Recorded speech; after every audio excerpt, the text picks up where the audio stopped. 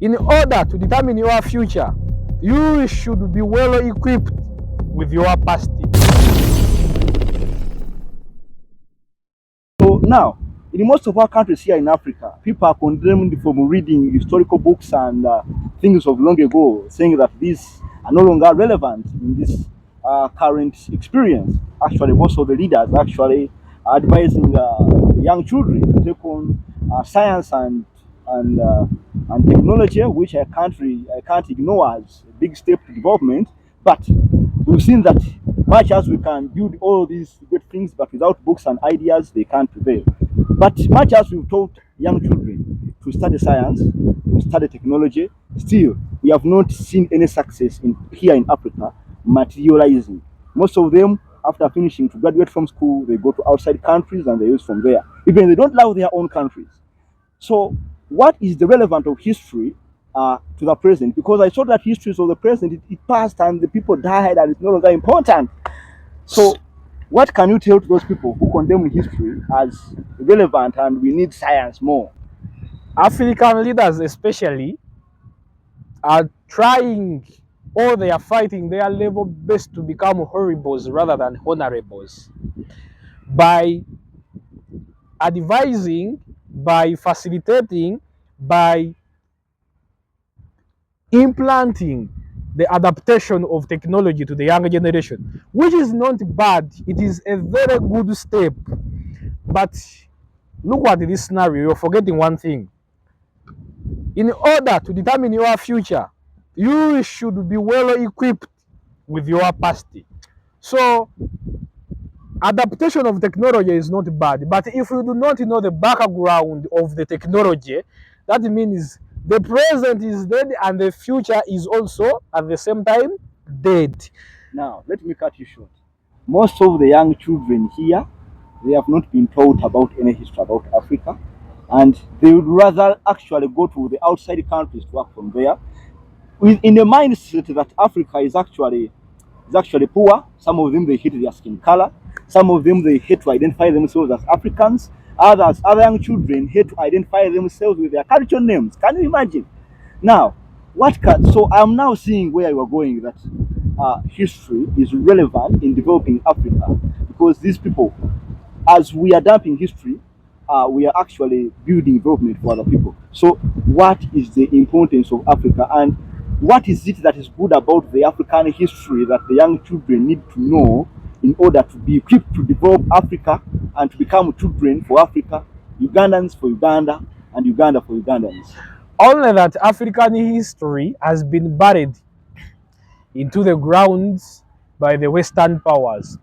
But the younger Africans who are willing to develop our mother continent, Africa, should put in their mind that Africa has her own history and a good history. Really? It is a good history. So we are just being given clips of our own history. But what I can tell the young generation and the generations to come is that Africa has history and good history. It is our responsibility to look for that history because it is recorded somewhere. It is our obligation to get that history, read it, such that we know where we came from to secure our present as well as to secure our future. You know, Collins, there is nothing as dangerous as lacking information about your own self. It is a self-destruction. If you do not have information about yourself, take an example. If you raise up one morning when you have lost your memory, you don't even steal your name, you don't even still remember your name, but you are just there, you are seeing yourself existing, you don't know even the country where you are. Do you think you have a purpose in such a life and in such a country? Exactly, you don't have a purpose. So that means by a mere lack of information of our own African history is a total destruction to our motherland. Africa has had history. We have the great walls of Motapa, we have the pyramids of Egypt, all those writings, all those drawings in the pyramids of Egypt. We have our warriors, we have the Zulu warriors, the Azande people. So all that is our own history. So when you rise up one morning when you don't have any clips about such a good history, we have those walls in Zimbabwe. They are 4 times longer than the Great Walls of China. But we know so much about the Great Walls of China than those walls of Zimbabwe. That means our history is being buried by foreign countries. So we need to unbury that history from the soil and we learn about it. We put it into our minds if we are to put Africa at the next step. So you mean that Africa has a history that is good, that is good enough for young children to take pride in? Actually, for your own information, some of Africa's history has been shifted and given to the European history. So things all to the Western history, things that would have helped us to focus more or to look for more of our history have been taken, because when I mentioned about the oldest skull that was found in Tanzania, present day Tanzania, which was Tanganyika by then.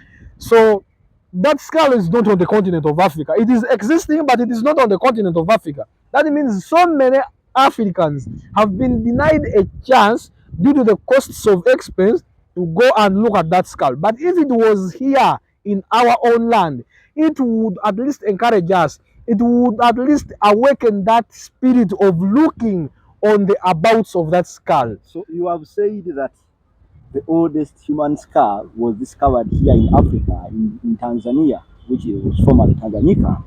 So by that, could there be a possibility that actually the Adam we are reading in the Bible was African? I think there could be a possibility, because in the Bible we are not given so much about the whereabouts of Adam. We are only told that he died at such and such an age, but we do not know the whereabouts of Adam. So since that the Bible, which is also fallen, is telling us that Adam was the first person to be created, that means there is a possibility that that skull was even of Adam. If it was found So here in you Africa, mean that even the Garden of Eden was once in do Africa? you think there are some forces that could have brought that skull here, or the possibility is there that that skull that was found here in Africa, that person should have died there in Africa? That means there is a possibility. As I can tell you, Africa is the cradle of human civilization. We cannot deny that. Fire was innovated here in Africa. We were writing here in Africa. By the time these people came to conquer our continent, they found us with our own history. We had folks, we had stories, we could gather around the fireplaces, such that our history is being passed on from one generation to another. But all these things are being squandered away. They are just fading out because of the technology. If we Africans can stay concerned on our own history, a great legacy can be created. So you mean that history is not just only about the past, but it's about something, some information that gives you a sense of pride in your own identity. It gives you self-respect, and it is as important as also in creating the future. As we are in the topic of creating legacy, that's why I've gone somehow back to bring you, or to portray to you, an image that you cannot create a legacy when you do not know yourself. As Africans, we need to first discover ourselves, because actually we already discovered ourselves, because we knew what was all about us. Only that these things have just started getting lost from our minds because of the Western influence. So we are on the topic of legacy, or on how to create legacy, on the reason as to why we should create legacy. We should create a legacy because a legacy helps us to know to which sense of directions are we heading, to know our purpose in life. So without all this information about us, or without the history about us as Africans, creation of a legacy can be a milestone to reach.